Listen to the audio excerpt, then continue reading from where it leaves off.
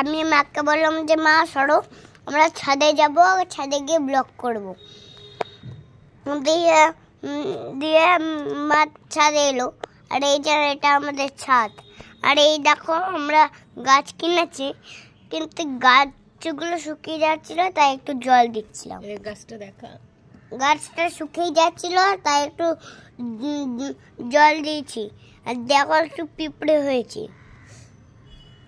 তো এই যে এই এইগুলোকে আমি ফেলে দেবো। মা দেখো আমার গায়ে আবার কামড়ে দিল, তো গাছগুলোকে ফেলে দিতে হবে। গাছগুলোর দেখো কি অবস্থা। এ বর্ষাকালে তো হবেই, বর্ষাকাল বলছে না, ওর জন্য হবে। আমরা তাহলে তোমাদের ভিডিওটা দেখছি।